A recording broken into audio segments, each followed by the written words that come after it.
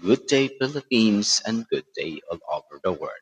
Bago natin ipagpatuloy ang ating pag-usapan, please don't forget to subscribe this YouTube channel, KSMB Channel.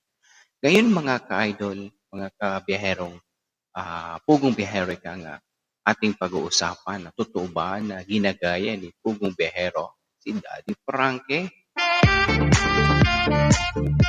Dahil alam naman natin na nakapag-content si Pugong Biyahero tungkol po doon kay Emma na pinuntahan nila, pinaliguan nila punto por punto at inayos yung kanyang tulugan, lininis ang kanyang tulugan na alam naman natin na parang yun din ang ginawa ni Daddy Frankie kay Oliver punto por punto. Alam naman natin si Oliver din nasa kulungan. Ang maganda lang kay ang kay Nanay Emma is 60 years old. Nanay Emma is nasa bahay. Ang mas malala kay Oliver kasi si Oliver nasa kulungan. Kulungan ng baboy. Doon siya nilagay ng pamilya. Mas malala ang ginawa ng pamilya ni Oliver kaysa kay Nanay Emma. Kasi alam naman natin mga ka-idol, mabuti pa si Nanay Emma ay nasa bahay, may bubong, madumi lang. While si Oliver, tangkal ng baboy, lahat na lang. Kung anong makikita doon kay Emma, yun din makikita sa loob ng titirhan ni Oliver punto por punto. So, alam naman natin mga ka-idol, anong ginawa ni Daddy Frankie para ayun din ang ginawa ngayon ni Pugong Biyahero sa kanyang pagko-content kay Nanay Emma na lola Nanay Emma lang tawag natin dahil po pinaliguan ito punto por punto. Sana mabigyan ng gamutan, hindi lang yung video ang gagawin ni Pugong Biyahero doon kay Nanay Emma kahit medyo may edad na si Nanay Emma. So sana may punto na bigyan ng time. Oo. At tingnan din kung ano ang problema sa pang-iisip. And of course, doon naman kay Daddy Frankie, si Oliver is simula ng inayos ni Daddy Frankie ang buhay ni Oliver through kay BPM. Marami ang natuwa, marami ang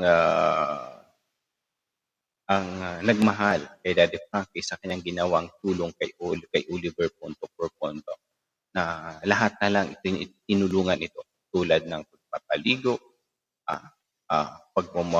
dinala pa ito sa shelter, inaruga doon, inalagaan, pinakain, pina-check up sa doktor hanggang tumaba si Oliver, naka-recover si Oliver.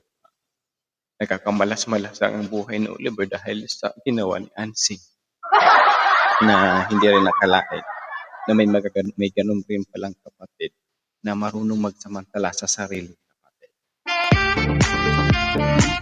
So, yun po mga ka-idol yung point ni Kuya SM na hindi naman po masama na magawing influence siya ni Pugong Biyahero kung totoo man yung mga balibalita na kaya gaya. So, hindi po yun basihan. Hindi doon yung sukatan na makatulong tayo sa ibang tao. Importante, may natulungan silang ibang tao. Ayon sa kanilang determinasyon na totoong tulong, hindi yung ginagamit ng pampasariling interest. So again, sa mga supporters ni Pugong Biyahero, so alam naman natin na si Pugong Biyahero is the best of the best charity vlogger, katulad din kay Daddy Frankie, na magaling sila tumulong, na sana na walang word na batikos. Hindi yung panay video lang tapos walang ginagawang hakbang. Kung kapag na-content natin ang isang tao, siyempre may kita yun, bigyan rin natin ng response din. Hindi lang yung yung mga naririnig natin is yung marami pa ng video doon tapos walang maibigay tulong. Ganun lang po doon mga ka-idol. Na sana po na marunong din tayo mintindi sa tao. Hmm? So ayun, regarding naman doon kay Nanay Emma, ngayon na medyo minomonitor pa ni Pugong Biyahero together with the relatives ni Emma, na Nanay Emma. So Nanay Emma lagi puro mura din, puro tatay nanay, demon, yung mga bad words na kanyang na mention So siguro nasanayan ko pagla sa loob siya ng bahay kubo kung saan siya nakatira, punto por punto. So siguro kaya hopefully maagapan pa na gamot, lalong-lalo na medyo may edad na si Nanay Emma. Alright? May edad na si Nanay Emma. Baka hindi pa maiwan ko. So doktor po makakaalam po doon kung kakayanin pa ba. Kaya nanay kalusugan ang mga gamot na iyon. So yun po mga ka-idol, yung point ni Kuya SMB. Sana madalhin nila si Nanay Emma sa doktor, follow-up check-up man lang. Sana pangunahan ni Pugong Biyahero regarding po doon. Kasi malaking impact na po yun para kay Nanay Emma. Katulad sa ginawa ni Daddy Frankie kay Oliver punto por punto. Until now, nakaka-recover na si Oliver. Binigyan pa ito ng bahay punto por punto. Na ginabayan ng mga kapatid ni Oliver.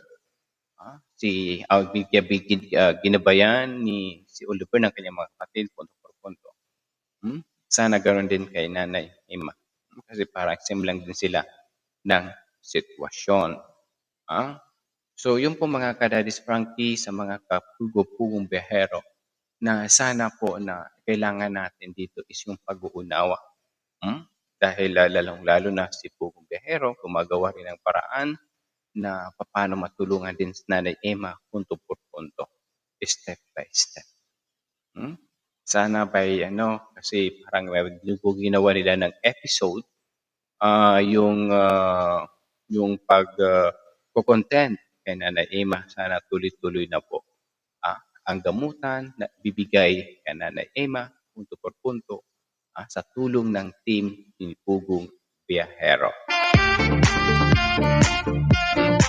Again, sa mga bagong pasok, don't forget to subscribe this SMB channel. Atin to. And of course, mega love shoutout all supporters ni SMB channel. Tuloy-tuloy. Sana abangan, subaybayan natin.